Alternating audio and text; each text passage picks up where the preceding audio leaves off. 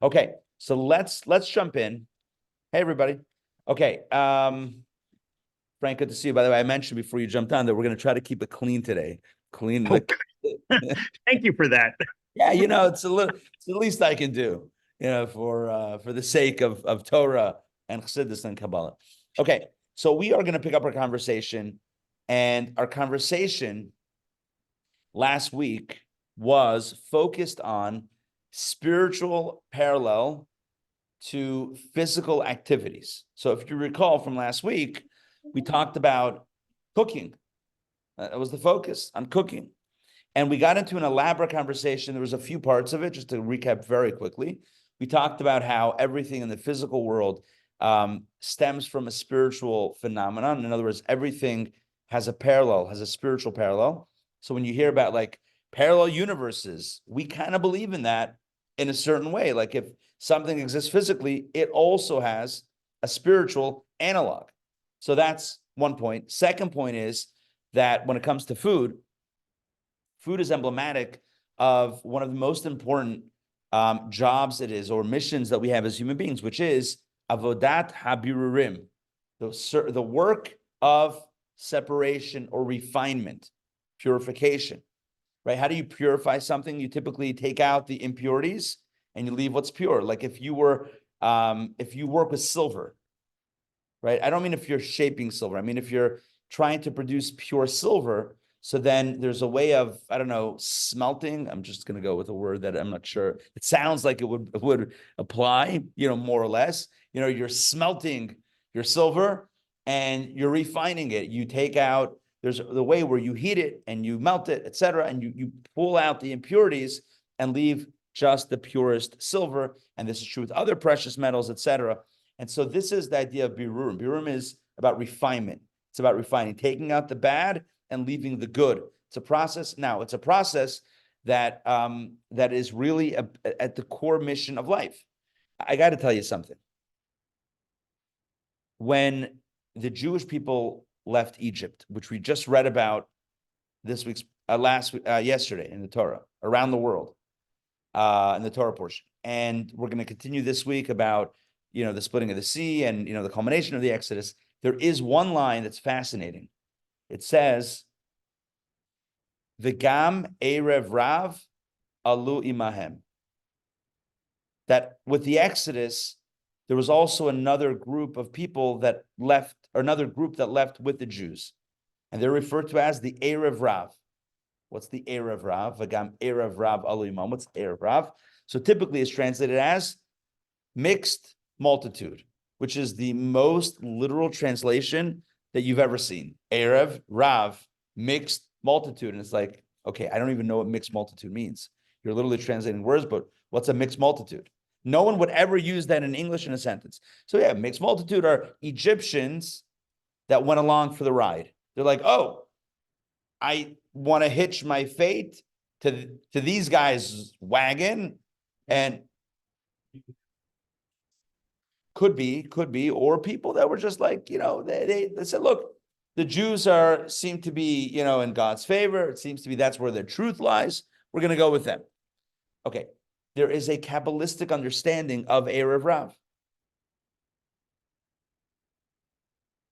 You got to do a little numerology, though. Hey, everyone loves a little numerology. You can't go wrong with that. Little gematria. What's the gematria of Rav? Reish, bet, 2 letters. Rav is Reish, bet, 202, right? Reish is 200, bet is the second letter is 2, so 202. Reish, bet, Rav is 202. Now, how many sparks were there originally in creation? How many sparks did we have originally in creation? Sorry, let me explain what I'm saying. The Arizal teaches that before our reality, before our world, there was the world of Tohu, world of chaos, where the lights were big and the vessels were small, and because of the power of the light and the weakness of the vessels, can you close that door for me? Yeah, thank you. Oh, he beat you to it. Thank you very much. Because of the force of the light and the weakness of the vessel shattered, and the vessel shattered, and those sparks are embedded in our world, which is known as the world of tikkun, the world of repair. And our job is literally tikkun olam. Now, tikkun olam is a phrase that a lot of people know nowadays, but there's an original meaning of that phrase, tikkun olam, and it comes from Lurianic Kabbalah. It literally comes from Kabbalah. Tikkun olam is a Kabbalistic term, and it means to fix, to repair the world. What does that mean?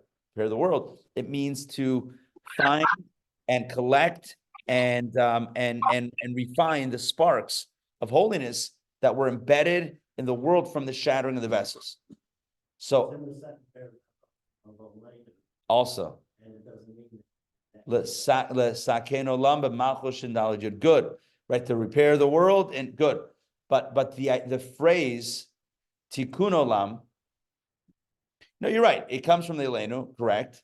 But there's definitely a Kabbalistic connotation, which is to collect, to seek out and collect those sparks, the sparks of divine energy that are embedded in the world from the shattering of the vessels. How many sparks fell? It's found in the beginning of Torah. It would be interesting if I would have put these on the sheet so you could look at it. It says in the beginning, in the first few verses, V'ruach Elokim, it says, Va'olam haita tohu vavohu. The world was chaos and void. Tohu. V'ruach Elokim, and the Spirit of God, mirachefet al pnei hamayim, was hovering over the face of the water. Mirachefet. Take that word. Mirachefet. 5 letters. The first and last letter spell the word. What's the first and last letter? Mirachefet. Mem and Tav spell the word. Met. What does met mean? Die. Okay? And what's in the middle? Reish, Chet, Pei. The gematria of which is 288. So Kabbalah says, you know what that means? It means that after Tohu, when the vessels shatter, you have Rachefet. You have Rachef, Reish, Peiches, Rapach. You have 288 sparks that died, that fell from the shattering of the vessels. And those 288 sparks are embedded in the world, the physical world. And when the Jews spent 210 years in Egypt in fierce slavery, what did they do? What did they accomplish? V'gam erev rav alu imayim. 202 of those sparks were fixed, were reclaimed, were refined because of the exile. That's what it says. That's what Kabbalah says. That there are 288. Of those 288, 202 were healed through the time spent in Egypt. So what's left? 86. We've been working on the 86 for a very long time. We've been working on the 86 for a very long time. So we start with 288. 202 is healed. But with the remaining 86, is still, those are the tricky ones. Those are the hard ones. You know, it's easy. You know, like when you're transferring files, I don't transfer files anymore. I feel like everything's in the cloud. You do? So anyway, okay, right. Okay. So when you transfer files, it's like, you know, like sometimes, like in the beginning, like files are going really quickly and then they start slowing down. Because like first it does like the Word documents and then it's like, oh, all your videos and bigger files. It takes a long time. So the 202, those were healed. Those were fixed. Those were mivarer or nitbarer. Those were refined. 86, still working. Obviously, it's not just 86. Every spark can subdivide into other sparks. And we're still working on fixing that. All of this is to say that the work of Birurim is really the work of life, the work of refinement, spiritual refinement, recapturing the sparks, and it's emblematic, or it's symbolized by the act of eating. And so that's how we explain the idea of cooking and preparing food. Last week, the idea of really preparing the context of healthy eating. Today, we're going to move away from the kitchen and into the laundromat. I used the laundromat recently. A few months ago, we were up in Boston, and we were there for about a week and a half. And my wife was doing a program of educational leadership up in, I don't know if I could say it anymore, I don't know. We say Harvard. Is that like not a, anyway, so she was up in Harvard for the week. I carried her books. That was the arrangement. Kidding. So I worked out of the library in Cambridge. I was working over there. I felt very intellectual, I must say. It was summer. It was I don't know, it was fine. But it was actually very nice. But here's the point. The point is that, so we, obviously we don't have like not in our house, we don't have a washer and dryer. So we were bouncing in between a few different places. Like we were staying in, I don't know, I guess downtown Boston. I don't know if it's downtown, Boston Common area, whatever. We're staying there and then going to Cambridge. And then also the kids were in camp in Chestnut Hill. So like and the kosher food was in Brookline. So like we're all over the place, all over the map over there in Boston, just driving around. I was in the car a lot of the day. It was great. So we hit a laundromat a few times, and laundromats have their own interesting thing. By the way, I've told this story before. Rob, I think you'll like this. I was in a laundromat in Midtown Atlanta, and this guy comes over to me and says, "Are you Jewish?" Real Southern boy. I say, "Yeah." He's like, "So you're not really a Jew?" I'm like, "Wait, what?" It's like, "You're Jewish." I'm like, "You're kidding, right?" He's like, "No, I've read on the internet that that Jewish people are not the real Jews. That's why they're called Jewish." I'm like, "You know what? Honestly, my laundry is done. I gotta roll because I don't even know what's going on here." But this guy was like, I don't know. That was an interesting conversation. Yeah. Hey. Oh, I think I know. Edelman. Yeah, Julian Edelman. Ish. Right, you're saying he started the stereotype. I don't know. He started. Anyway, so we're gonna move from the kitchen to the laundromat.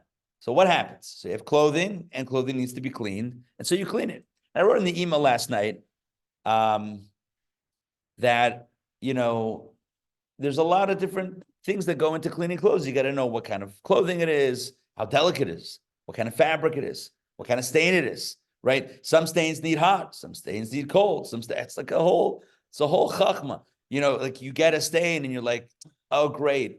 Oil, right? Frying latkes, the oil splashes, great. Now what? It's like, oh, let me Google this. Yeah, you take baking soda. Everyone's got there's always these hacks online and otherwise. But when it comes to clothing, a major piece of it is cleaning it. And back in the day, I guess they would take it down to the river. What do I know? I wasn't there, but I would imagine you need water. You don't have indoor plumbing, so you got water, right? You got water maybe from the well. You got water by the river, right? You beat the clothes. You beat the clothes. Is that true? Yeah. You have a board, a washing board, right? That probably makes more sense than beating the clothes. Who does that, right? The washing board. God, I should have Googled this before the class, right? Washing board. Today, it's great. Remember the old, whatever, like not that old, but like today, front loaders. Does everyone have a front loader? Many people have a front loader. Not everyone? No. Anyway, top loader. Remember the old top loader? Remember that thing in the middle? Remember what it was called? Agitator, right? It's great. My clothes are getting way too comfortable. I got to put them in the agitator. Just ruffle some feathers. Let's go, boys. Come on. Let's they come out to like who put me in there? I'm like, I don't know, but if I find out, I'll let you know. No idea who's up to agitation. Who is the chief agitator of this household? But anyway, clothing has to be clean. And so today, what we're going to speak about is the spiritual analog. In other words, the nimshal. You have a mashal and a nimshal. You have the parable and I don't know if there's another word for it, for like what the parable is teaching you. But it's more than just a parable. It's an embodiment. Clothing and cleaning clothing is an embodiment of spiritual work that needs to be done. So let's define what are spiritual clothing, and then what does it mean to clean the clothing? What does it mean to have dirty clothing spiritually? We'll talk about all this stuff. Let's go. Now, clothing, garments, I think many of us are familiar because we've talked about this many times, that there are garments of the soul, thought, speech, and action. That's not the direction that we're going with today. That's not the direction that he does in the text. So we're going to go a little bit different. And the way I want to begin this conversation is by talking about the duality of study, action.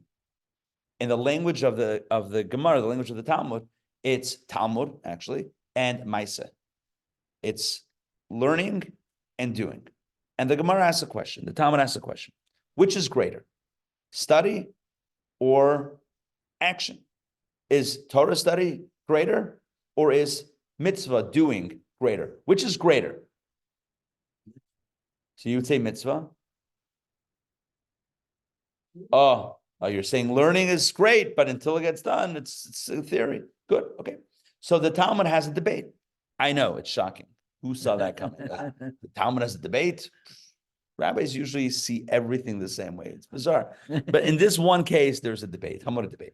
The Talmud says after the Nimnu v'Gamru, they discussed and they decided, they came to a conclusion. Listen to this. Talmud Gadol, study is greater. Why?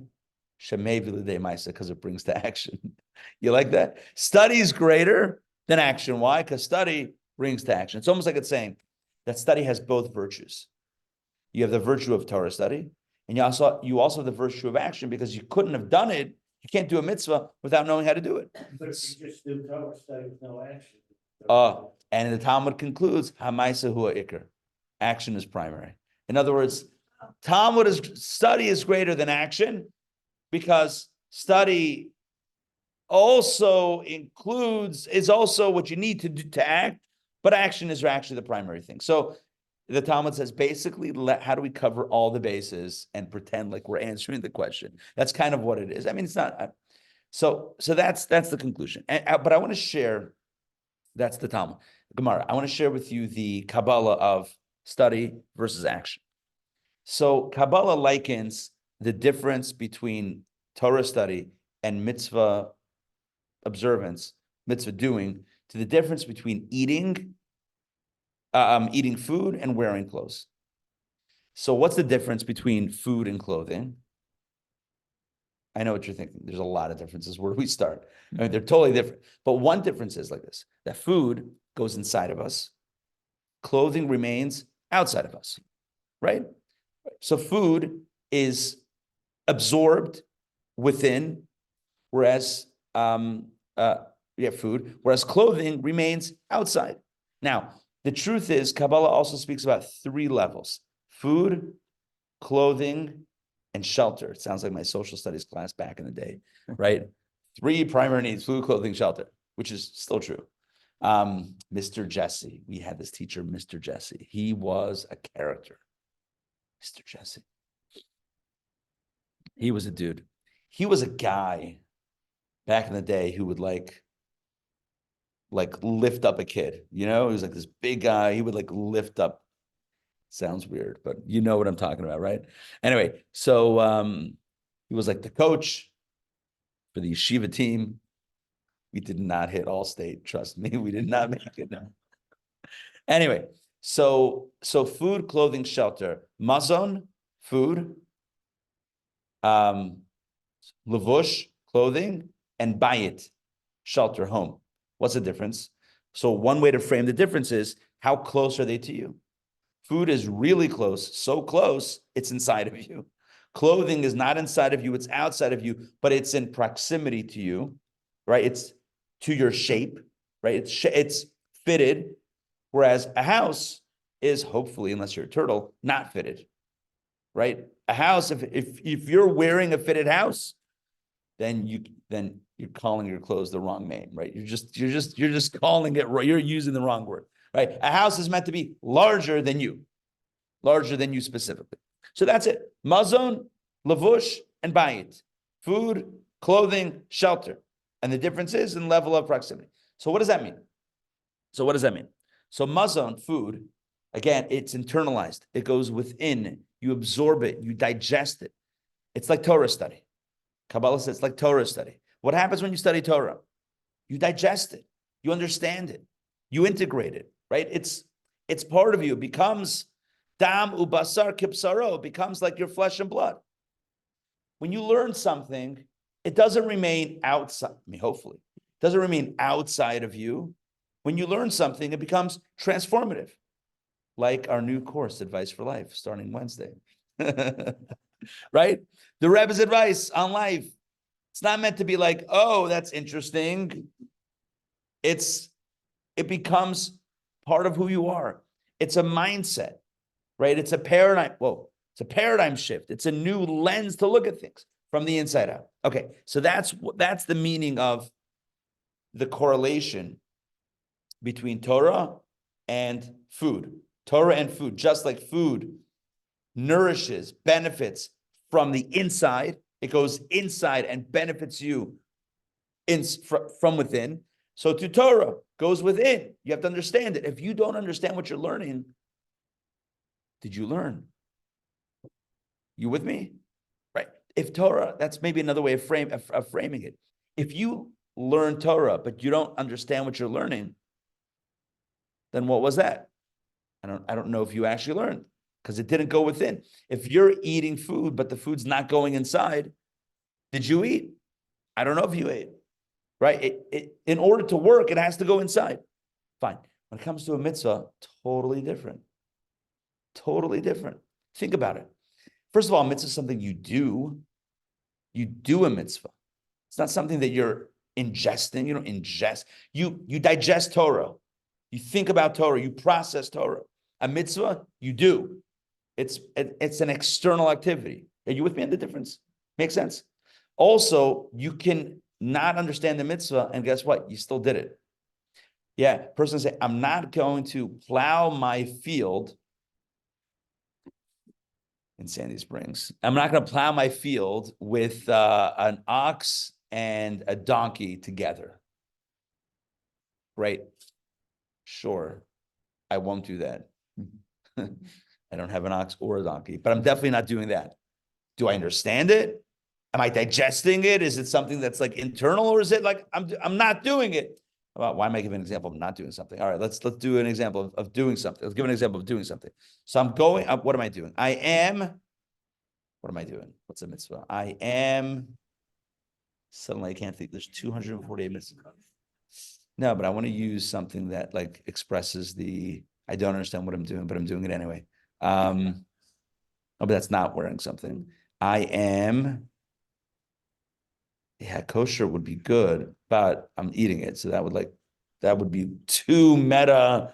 You know, that would throw our brains for a loop and get us stuck in a glitch in the matrix. Anyway, what's a mitzvah that we don't understand, but we do it anyway? Mitzvah. What is Maybe it? wrapping. Some people who wrap tefillin don't know why. Oh, wrapping tefillin. Perfect. Thank you, Shana. Hey, Shana. So wrapping tefillin, right? Wrapping tefillin. We wrap tefillin, put tefillin on in the morning, say Shema, whatever it is, daven, chakras. Why do we put on tefillin? Torah says put on tefillin. Yeah, you can study Torah and study Chassidus and Kabbalah, and you can understand meanings for that, but guess what? That's Torah. Torah is meant to go inside. So the Torah, the information of why, that you digest, but the actual mitzvah action is literally it's being wrapped on your arm, but it's also something you're doing. I understand it. I don't know. I'm doing it. Something that I do. It's like clothing. It remains outside. So Torah is lechem, mazon. Torah is mayim. Torah is likened to food and water and drink. It goes inside. A mitzvah is a lavush, a garment. Let's go deeper. Again, why is it like a garment? Again, breaking it down. Number one, it's not about whether we understand it or not. We do it. And doing is also connected with more of a garment thing, more of an outside thing than an inside thing. Like garments that are outside and not inside. Now, let's go further and talk about spiritual energy and how it flows down into our reality, because this is going to be very important for today's conversation. So how does it work? So our reality is powered by divine energy that flows from above to below. Now, it's a misnomer to think that the spiritual worlds are physically or directionally above and we're directionally below. That's not how it works. Like we speak of the world of Atzilut, the highest world. Where is Atzilut? Like if you look up, on a clear night and you look up to the stars, are you going to see Atzilut? No, it's right here. It's right here. We're speaking about this on Shabbos in Toko. It's like Atzilut is the worlds are right here. It's not like different space. It's like it's all around. It's all here. It's just a different dimension.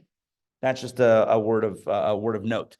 But anyway, we refer to it as going up or going down because in the way we conceive of things, higher is higher, lower is lower. And so when we try to speak about more spiritual, something more spiritual or loftier, we use words like high and low just in order to kind of signify that in language. But again, don't picture it as something literal, but more of a figurative way of speech. That being said, divine energy flows from above, there you go, to below, to power our world. Now, how does it flow from above to below? How do you have divine energy that flows to our worlds, the lowest worlds? How do you have, for example, the energy that starts off in the world of Atzilut, the world of emanation, which is a holy spiritual world, to flow down to the worlds of Biyah, Bria, Yetzira, and Asiya? How does that happen? So one could say, well, what do you mean? How does it happen? God just, keeps on directing the energy down, down, down, down, down, till it hits our reality. Sure, but that's a major oversimplification. Because spiritual energy always needs a garment. Listen to this, it needs a garment in order to facilitate the transfer. What does that mean? Imagine an astronaut going to outer space, right? Taking a person and putting them in a foreign environment, that person needs a spacesuit to survive.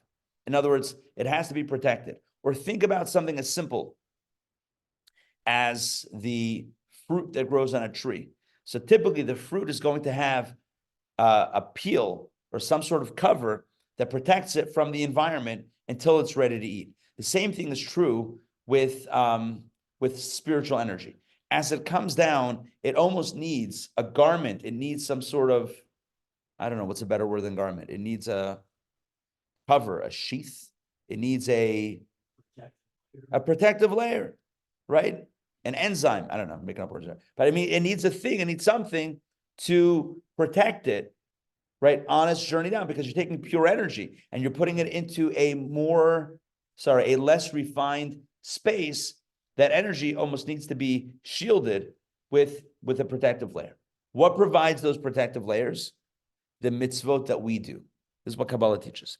Every mitzvah that we do creates a garment. Listen to this. Just like, let me just connect these two ideas. Just like in our experience, doing a mitzvah, right? Just like in our experience, doing a mitzvah is a garment type of experience as opposed to a food, right? It's not about eating. When I'm doing a mitzvah, it's not like I'm studying Torah and digesting it. When I do a mitzvah, it's like a garment. It also creates a spiritual or a garment for the spiritual energy above. In order to allow that energy to flow below, it needs a garment. It needs some sort of shield case cover to bring the energy down. Every mitzvah that we do helps bring down divine energy lower, lower, lower, lower. Does that make sense?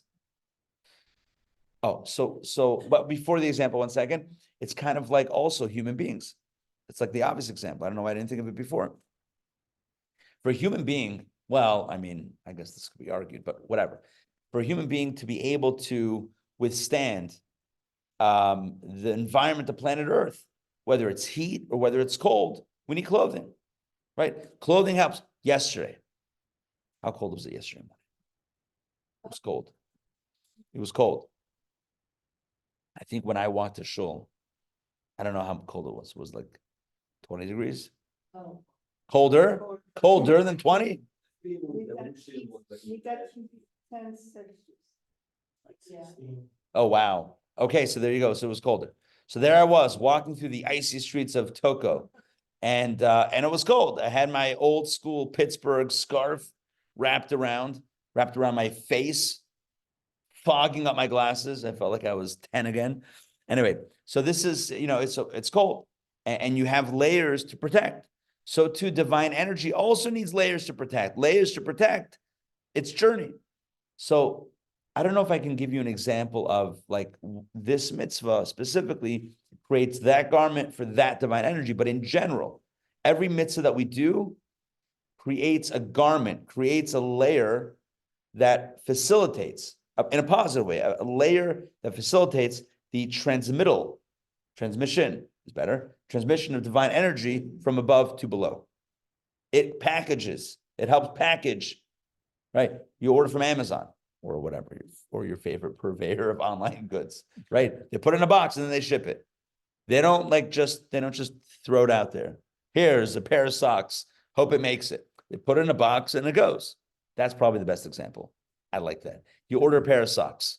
I know we just said it. I want to say it formally on the record, right? You order a pair of socks. What do? They just take a pair of socks, fold it up, and just hand it to someone to hand to someone. No, it's going to unravel. Who knows what's going to happen? Put it in a box, right? Padding. You don't want your socks banging around. I'm kidding about the padding part. Right? Huh? Yes. Oh man, it's getting more meta. It's more meta than I realized. That's also clothing, right? Whoops. Right, but you put in a box and you ship the box. This is like the perfect example. Oh my gosh. I'm so glad we came to this together, guys. So the same thing is true. Divine energy, God puts the energy in a box. He's like, oh, this is going to Asiya. This is going to human beings. All right. We got to put it in a shipping box. Do you know, I've seen videos of Amazon, like their distribution warehouse, whatever it's called. They have robots that automatically that tell the people, or maybe pick the stuff, but tell the people what size box to use for efficiency. It's very much automated. That's neither here nor there. However, boxes are important. And so every mitzvah that we do provides a box, provides a shipping box. Look, you're sending sensitive documents, right? You got sensitive documents. You're sending a check, right? You're sending a check to someone in another town. Great. You're going to put it in an envelope. I'm going to just put it out there, which gets me to my second point. I've had more than 2 points, by the way, but I'll just, oh my gosh, balloons just went up flying. Do you guys see that? I think when I do this, yeah. Every time I do 2, balloons happen. When I go like this is in Zoom. Sorry, guys. Hey, you guys don't get hacked, nor do you get the animation. So you win some, you lose some. I'm just saying. Ray is not. Oh yeah, Ray is. Yes, absolutely. Yes. Hi, Ray. What if I do 2? Oh, confetti. Look at that. It's literally a party. Anyway, so back to the story. My third point, or whatever we're up to, a check. You're sending a check. No, way better. You're sending cash. Checks. Man, I'm still writing 2023 on my checks. Anyway, right? So checks. So you're sending, huh? Right. Who writes checks? Cash only here. Cash only. You ever go to the supermarket and try to pay with cash? They look at you like you're crazy. I'm kidding. I don't know if that happens, but because I haven't paid with cash, but I did pay with cash recently. And remember it was always fun, making change, but I think now it's automatic. They even put it in, I think it comes out. I don't know, whatever. Back to the story. You're sending cash. So what are you going to do? Just put cash in the mailbox? No. Yeah. Do you even do you put cash in an envelope? Just you put cash in the envelope? No. What are you going to do? Huh? No. Let's say you're sending cash. What do you do? That's it. Thank you for understanding what I'm trying to say. Right. Yes. You're with what? What? You can't send cash in the mail. What? What is that? What? If you open the envelope, they'll steal your cash. Why would you do that? Well, no, that's pragmatic, but you're saying legal? You can't send cash in the mail. All right. There's so much to look up. It's a whole thing, maybe over a certain amount. Okay. Wow. All right. I've got a busy afternoon then. Now, but here's the thought that I have. Here's the analogy that I thought of. If you take cash illegally or legally and you put it in an envelope, but you use a regular standard kind of see-through envelope, man, that's not smart. It's not smart. So you either put it in paper, you put it in one of those kind of security envelopes where you can't see it. You do something to try to protect it, even if it's a check. You don't want people to see that you have a check, right? You put some security around it. Listen to this. What does a mitzvah do? You ready for the next level? We have now, I think this is the third point. A mitzvah is not only something that we do versus consume. So it's a garment, number one. Number two, it's not just providing the garment for divine energy, the shipping box to move it from one world to a lower world, to move it down toward us. But number three, it also provides security to make sure, listen to this, that the energy only goes to the correct recipient and not to the forces of evil or negativity. And that needs a whole other explanation. But you understand what I'm saying about this? Packaging doesn't only help facilitate moving, it also helps facilitate security. It's a dual role. Does that make sense? It's the package and it makes it secure to lock down to the intended recipient and to no one else. And mitzvahs do both of that. Mitzvahs not only bring down divine energy, but also bring it down in a way that prevents it from what's called yinikat hachitzonim, which means the yinikat hachitzonim. I was just hijacking of evil. We don't want evil to hijack the divine energy, and that is prevented through doing a mitzvah, bring it down through that layer of protection. Let me explain. Big question. The big question is, how does evil get its energy? Where does that come from?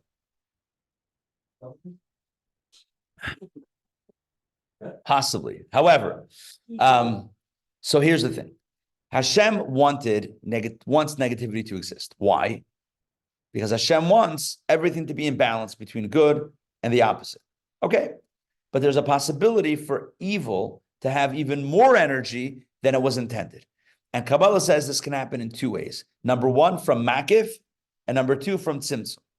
It can either ascend to a level beyond the parameters of right and wrong, good and evil. In other words, good and evil only exist within a certain logical or conditional framework.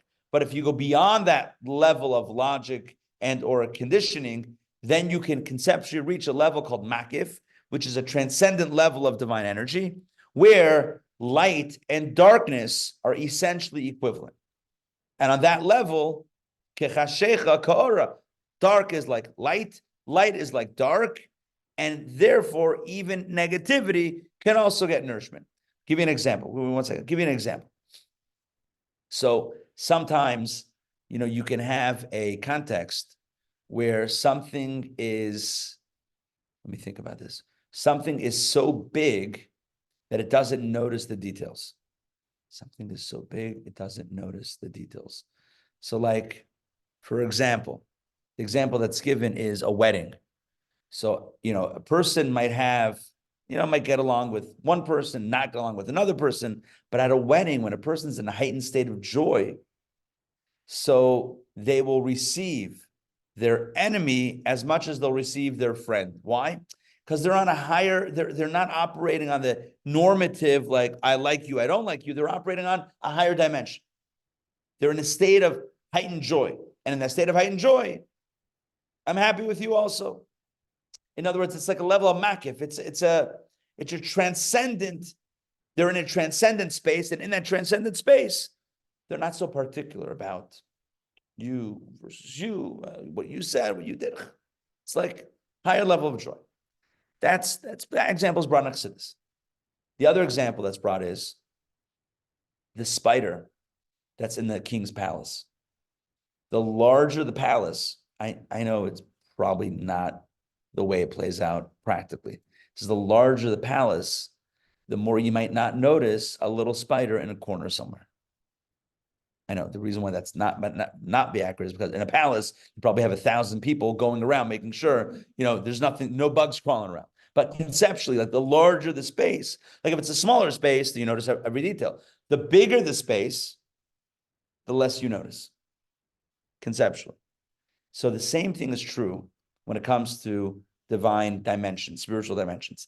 The higher you go, the higher you scale the divine structure. When you get to the level of makif, then at that point, it's almost like spiders can also exist. Or to give another example, It's like, imagine breaking in, this is a good example, maybe. Breaking into the warehouse. Like stores, they have losses, theft, right? So somebody could shoplift from the store, or you can take it like from the warehouse or from the truck, right? Where just everything is there, and it's a little bit more access. I'm not recommending, this is not like a user's guide for theft. I'm just saying, and nor may this be true at all. It's just like the larger the space or the larger the context or the more removed it is from, practical, safeguards, the easier it is to get access. Yeah. That's what people think. What people think. Right. No, but so it says that klipa, right? The negative energy can get yinika, can get nourished, can get sustenance from makif, from the level of makif. That's why, for example, Haman, he drew lots, right? He drew lots. Why? To choose the day to chas v'shalom, God forbid, destroy the Jewish people. Why did he throw lots? Why don't you pick a day? We can't make a decision. So Chassidus explains, he did that because he recognized that in a space of logic, there's no way that he can defeat the Jewish people. So he wanted to go to a place beyond logic, where with the roll of the dice, who knows, maybe he could win. If he can go to a place of gorel, go to a place of lottery, go to a place of makif, then maybe he could maybe he could achieve his aim, God forbid, destroying the Jewish people. Yeah. So you're saying there's this spiritual energy that comes down, and if it's not encased with something, Right. like mitzvahs, then that energy could be negative energy. Misappropriated. Yes. Well, that's why Yes. you don't study Torah on Christmas Eve. To not feed energy into the next. Right. Good. So there's two ways for evil to gain extra energy. Number one, it can go to makif. Number two, it can be nourished from too much tzimtzum. The more tzimtzum, the more, so it can either get from the highest or from the lowest of spaces. You see, when light goes through tzimtzum, goes through contraction, well, it can be contracted so much that it might end up in the wrong place. So for example, the example that's used in Chassidus is when you are, one second, let me think of the example. If you're at a table, if you're at a meal, and they, at like a feast, and they're throwing the bones under the table for the kalavim, the dogs, right? So they have a feast and they throw, like, I don't know if this is actually done, but you throw some food for the dogs. So with, if you go down, you might end up with scraps as well for negative energy. But how do you prevent even scraps from going to negativity? We don't want to feed any negativity. The answer is, again, through the garments. What are the garments? The packaging. What is the packaging? It is the mitzvot. So the mitzvot that we do, the mitzvahs that we do, not only move the energy downward, but it also protects it from being misappropriated by negativity. However, the caveat, and this is our conversation today, we're going to jump inside in a second.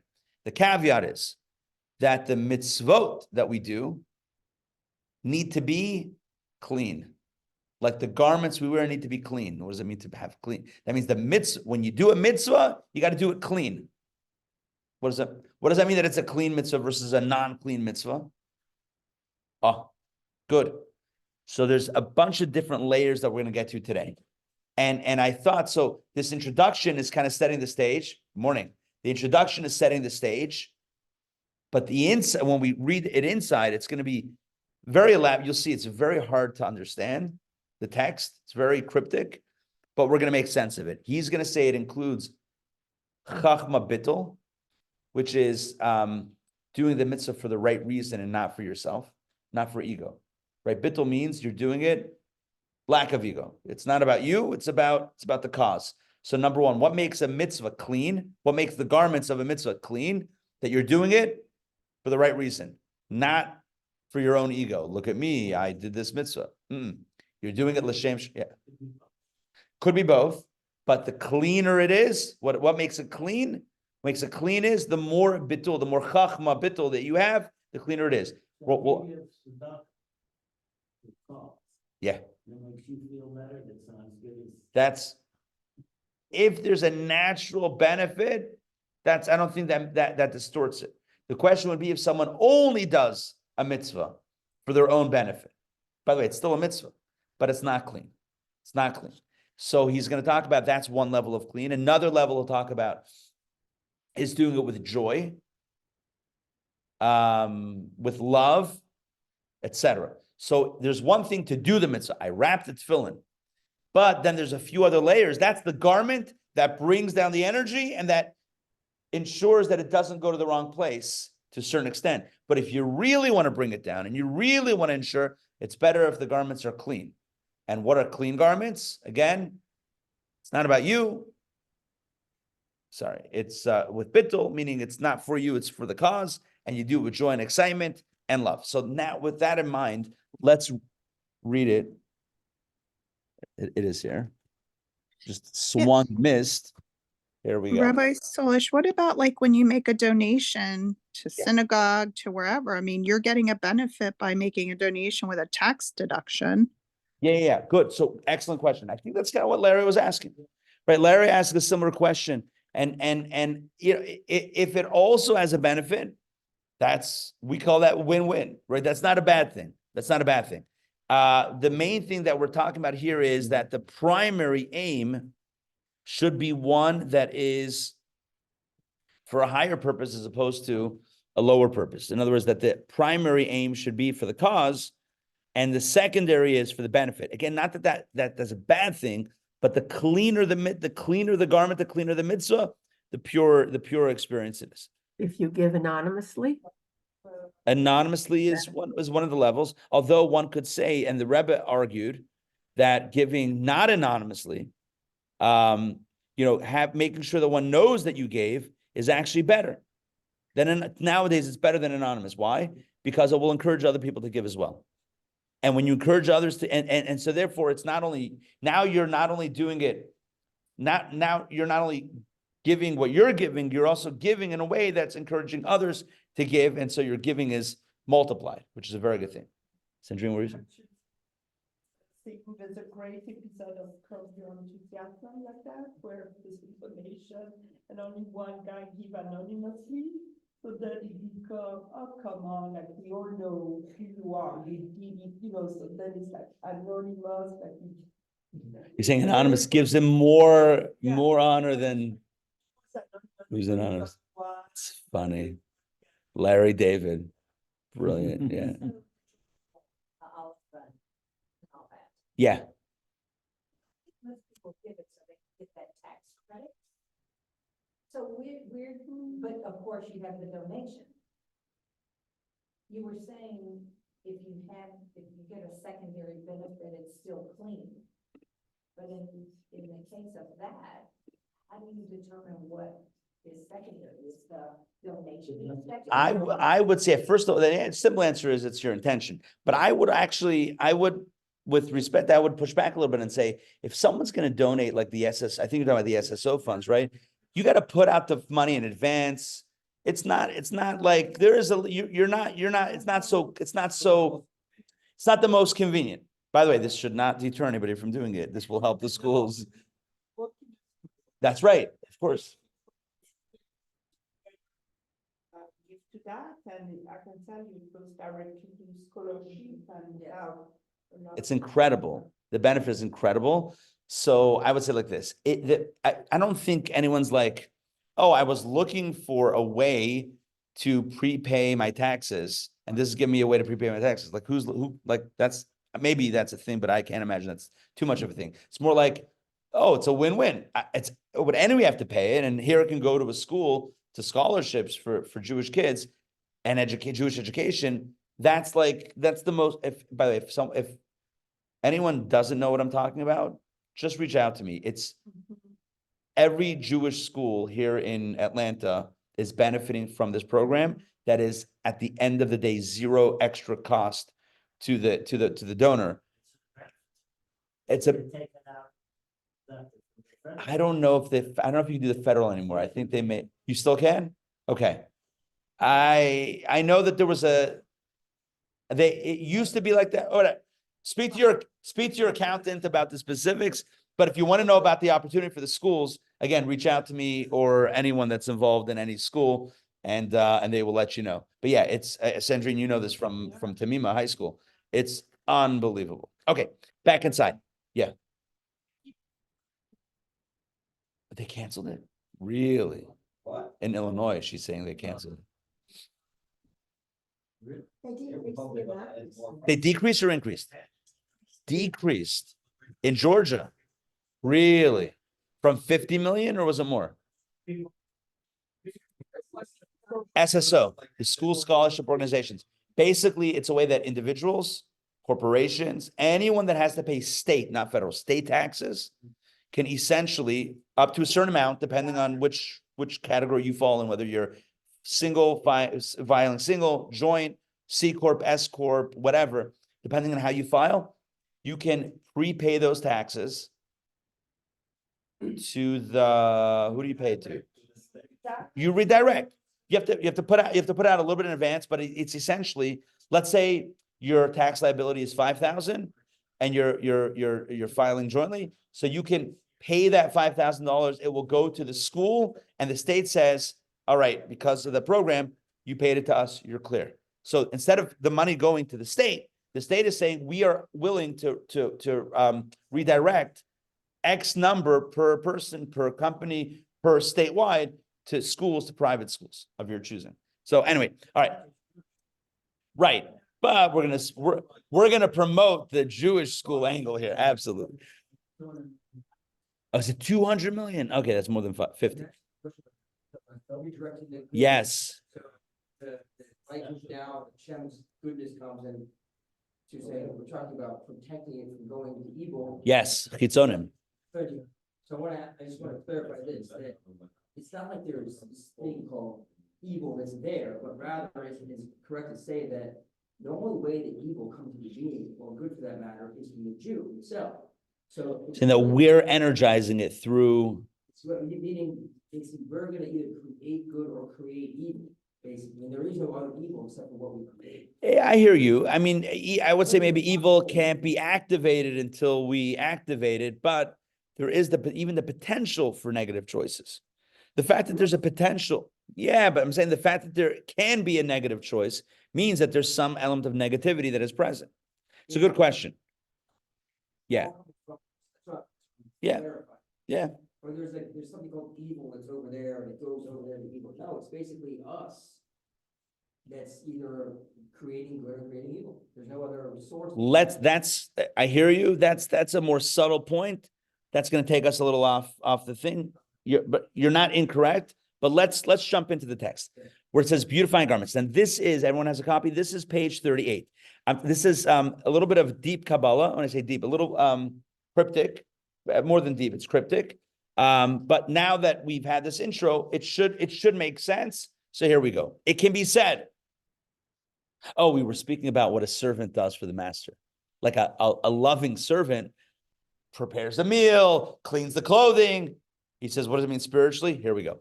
It can be said that beautifying the garments, you guys have it, 38, bottom paragraph. It can be said that beautifying the garments of the master is a metaphor for performing mitzvot. Hey, didn't we hear that this morning? Right? Cleaning the clothes, beautifying means cleaning the clothing is like doing a mitzvah. For it is through mitzvot that beautiful garments are created, namely the divine garments of Malchut, royalty, so that divine revelation should occur also in the worlds of Biyah. Again, every mitzvah creates a garment so that the divine revelation should occur also in the worlds of Biyah. So it should go down from Atzilut to Biyah. How does the energy go down? You got to put it in a box and ship it. You can't just put your pair of socks into a mailbox. It's not going to get anywhere. You got to put it in a box. You got to put it in a package. The package is created by the mitzvah. That's what transports it, helps transport it to the lower realms. Furthermore, the next point, the performance of mitzvot caused the revelation to reach only to an appropriate place, namely to the souls of Israel. So that's what he says. That the second point is that the energy should go to the recipient, one who's doing the mitzvah, and not to any force of negativity in the periphery. That's the second point. What does the mitzvah do? It creates the package. What does the package do? It helps move it from point A to point B, and it also ensures that no one else opens it other than the intended recipient. In this case, the souls of Israel performing the mitzvot. Let's go. 40. Black garments. These garments, the garments that we're creating through the mitzvah, that are moving the energy along and ensuring that it only goes to the intended recipient, are the opposite of levush kadrus, garments of blackness. What are garments of blackness? What is up with that? Huh? Natan, you're wearing a black shirt. Are we calling out that as a garment of blackness? Of course not.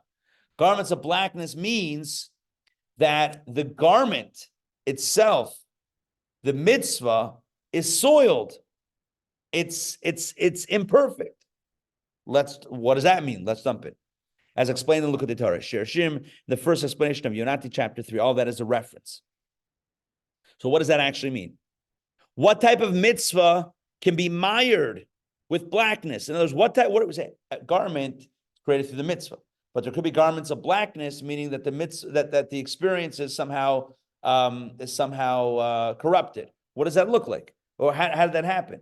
So he says in the parentheses, he gives a few different options about how this could happen. Number one, it can be said that this refers to sinners of Israel who are filled with mitzvot, but they are dressed in their soiled garments. Where he says, someone who is filled with negativity, but does a mitzvah, but that mitzvah is corrupted. That's what we call a soiled garment. Still a garment, still a mitzvah. But the mitzvah so what's interesting here is he doesn't actually specify, bottom line, what this means. Who are these sinners of Israel? And what does that even mean? And the quote is coming from the famous Talmudic statement that we're compared to pomegranates, because just like pomegranates are filled with seeds, so too Jews are filled with mitzvot. And even the sinners of Israel are filled with mitzvot like a pomegranate is filled with seeds. That's what it says in the Gemara, in the Talmud. He's saying, yeah, the sinners of Israel are filled with mitzvot, but how clean are those mitzvot? How nice are those mitzvot? If you're calling someone a sinner of Israel, how clean could that mitzvah be? Now, But didn't you say reason still? right, so he's not clarifying it. So I don't know. Now it's up to conjecture. I have a few ideas in my head. I would say like this. He's not saying, by the way, that the mitzvah is totally ineffective, is totally becomes transformed into a negative act. He doesn't say that. It's still a garment, but it's not a clean garment. Maybe we should focus not on the fact that it's gross and just say it's not 100% clean. It's not 100% clean. It's got a little bit of stain on the garment. Let's continue. Let's just finish the sentence as explained in Torah Center. Okay, and from such mitzvot, a mitzvah that is done in a less than clean way, forces that are outside the realm of holiness can derive sustenance, as explained in a previous discourse, as we just said. Forces outside of holiness, so evil and negativity can derive energy from a mitzvah that's done in an incomplete or imperfect way, in a way that is stained. Now again, I know I'm repeating myself.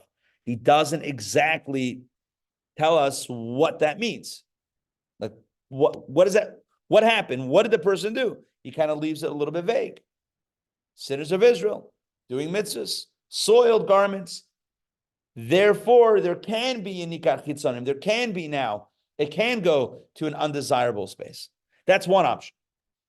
Alternatively, he says, garments of blackness is the idea of from Avram issued forth Yishmael.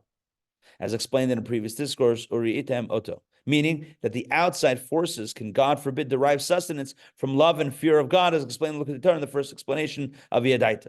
He says, maybe garments of blackness means something else. It's not really about mitzvot, it's more about personalities. Someone has a strong personality, there is a way in which that can be corrupted as well. Avram was chesed. Avram was chesed. Avram was love.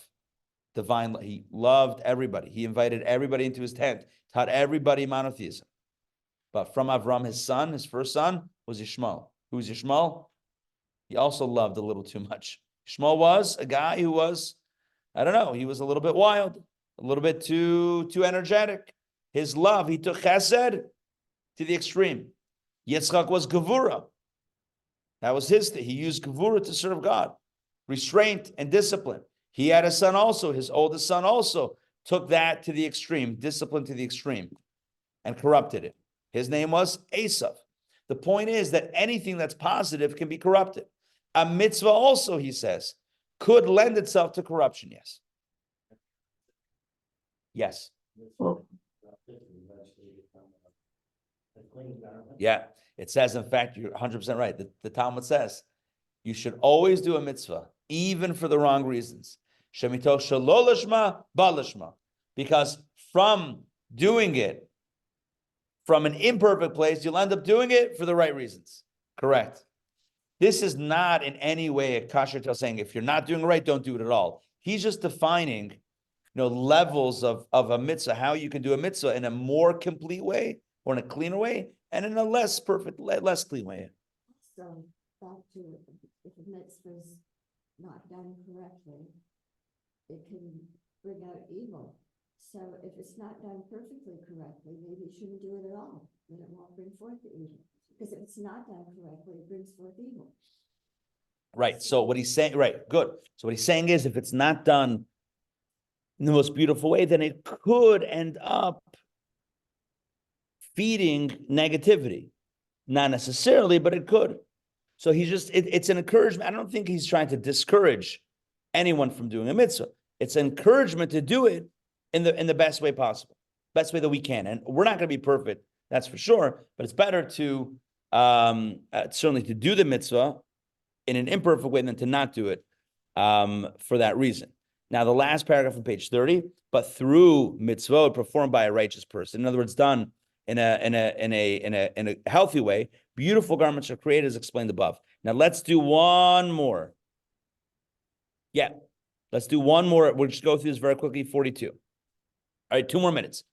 Cleansing of mitzvot. It can also be said that cleansing the master's garments is a metaphor for he cleansed his garment in wine.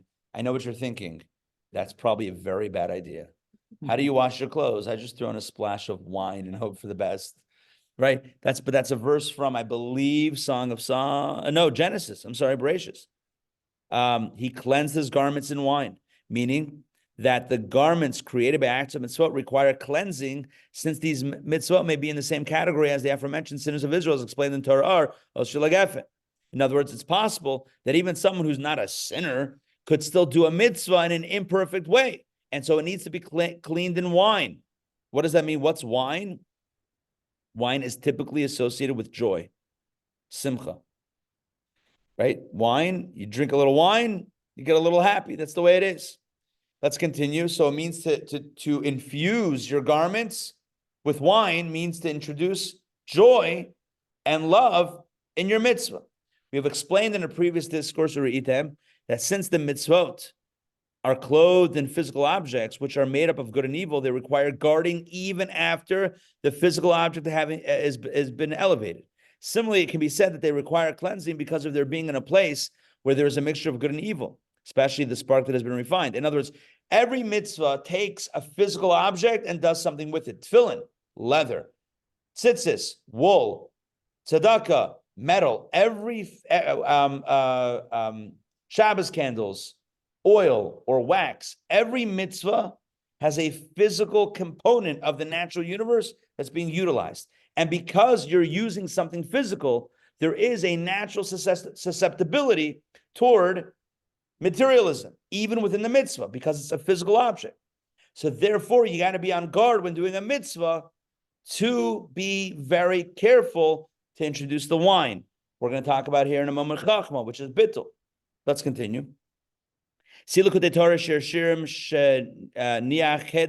Regarding the flock ascending from the washing, referring to the garments of deeds of mitzvot, which require washing in the waters of chachma, the love of yichud, and that refers to what I mentioned before we read inside, that a mitzvah also needs to be done not just with care, not just with joy like wine, but also with chachma, with water. It has to be done with bittul, for the right reason, not for myself, but for the cause. What if it's a little bit of self? All right, we'll it's still a mitzvah. But the ideal is that you clean it with the waters of chachma, which is bittul, a higher consciousness, not a lower consciousness. What do I get out of it? But a higher consciousness. See also Torah Ar beginning regarding the refinement of the attributes of love and fear through chachma. See also what has been explained in regard to the ritual washing of the hands. We're going to skip all that. It's reference to other texts. 44, last paragraph as we close out today. The cleansing is achieved through the joy of the mitzvah, right? Wine, I said before, wine is joy. You wash your mitzvahs in wine.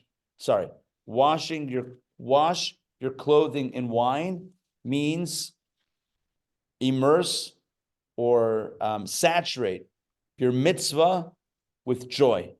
The cleansing is achieved through simcha shal mitzvah.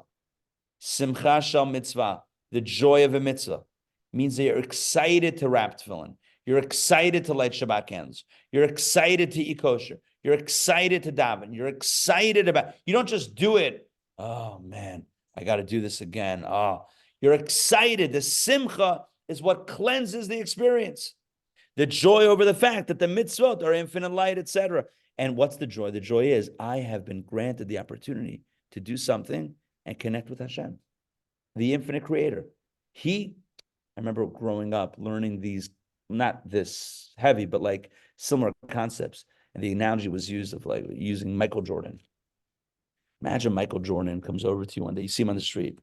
He says, "Hey kid, can you get me a drink?" Remember that Super Bowl commercial with Coke? Mean Joe Green, Pittsburgh, right? "Hey kid, you give that Coke," right? One shot, Coca-Cola, while he's drinking it. Then he throws the kid his jersey right at the end of the game.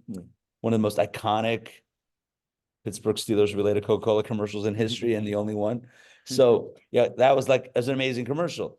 And imagine how thrilled you feel to like, oh my gosh, I helped Michael Jordan. I gave something. He wanted something. He needed something. And I was the one that he asked.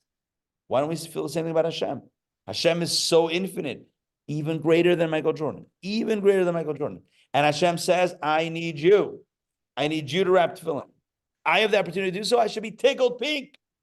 If anyone uses that expression anymore, right? That should be the joy. The joy is oh my gosh, I'm the luckiest person alive to have the opportunity to do a mitzvah. Let's continue. According to what we have written, last two lines, last two sentences, we must say that his joy stems from the fact that he's fulfilling the will of the supernal one and causing pleasure to his creator. And this is the inner meaning of the cleansing of the clothes of the master. So in summary, it's exactly what we said, right? Today was all about the garments. Today was all about clothing and clean clothing. And we said, what's clothing? Mitzvahs. Why are mitzvahs clothing? Because unlike Torah that is studied and digested, a mitzvah is something you do with the outside world, with your body, with your hands, with your feet, whatever it is. You do a mitzvah. You learn Torah, you do a mitzvah. It's a garment. It also creates a garment for a packet, a protective layer for divine energy to come below. And number two, not end up in the wrong hands. Great. But that requires clean clothing. What's clean clothing? Number one, for the right reasons. Number two, with joy. Number three, with a sense of appreciation, etc. When we do a mitzvah for the right reasons, and again, we're human beings, so we're always going to have a sense of ego and a sense of, well, this also benefits me. That doesn't make it bad. But the cleaner the mitzvah, the purer the mitzvah, the purer the experience of creating that garment for the divine energy. And that's what it means to clean the master's clothing with excitement and joy, like a loving, loyal servant. And so, homework for this week. You ready? Here's the homework. I would imagine that everyone here, whether here, online, hey guys, or here in person. Everyone has a mitzvah they love doing. And then you probably have a mitzvah or two that you do even though you don't love it.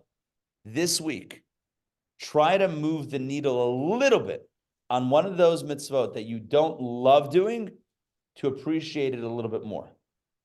How are you going to come to that place? I don't know. Study about it, Google it, read something on Chabad.org about it, text your favorite rabbi, whatever it is, find the mitzvah that you're doing anyway. Not something you're not doing. Find the mitzvah you're doing anyway. But you're doing it just because you do it.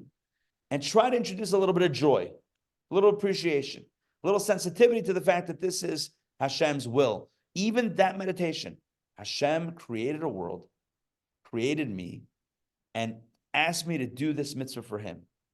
This should be the greatest honor ever. Hashem asked me, chose me to do this mitzvah. Out of how many billion people on planet Earth?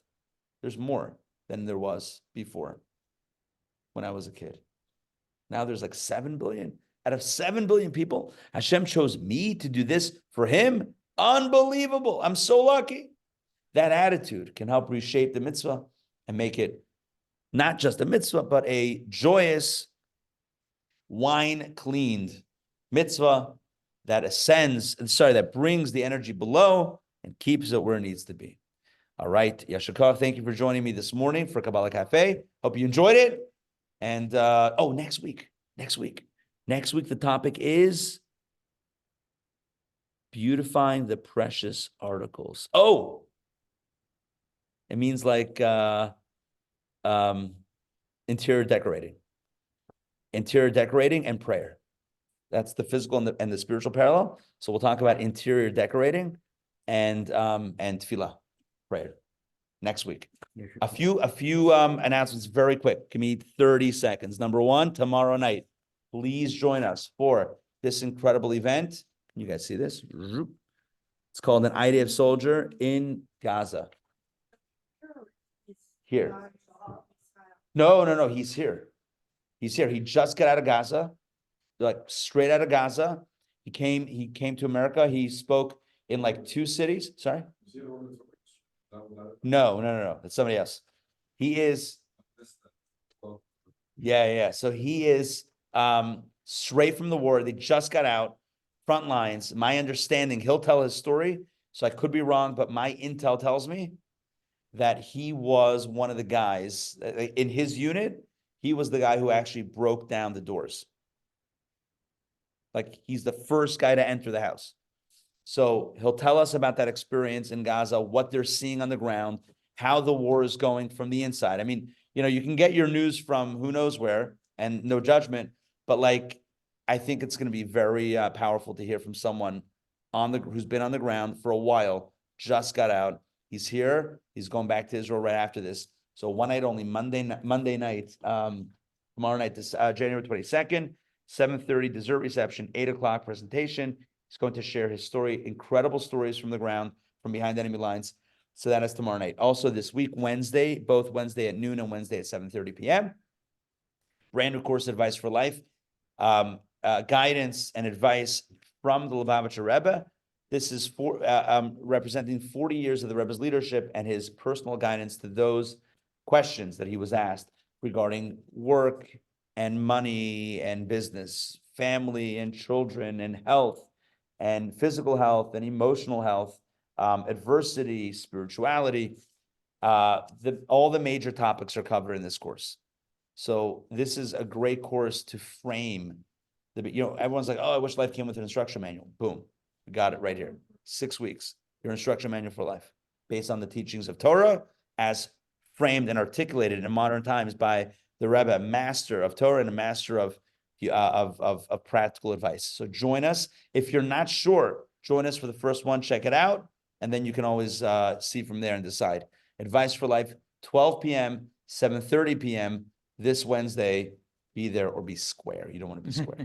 No one wants to be square. That's awkward. How do you even be square? And yes, so Gaza this will not be Zoomed. This will be recorded. It won't be Zoomed. This is only in person. This event, the course is day and night. in person and Zoom. We got the fourfecta. That's not even a thing. Fourfecta. Yes. Recorded. Did I send you the recording? Did I not send you the recording? I got it. You got it?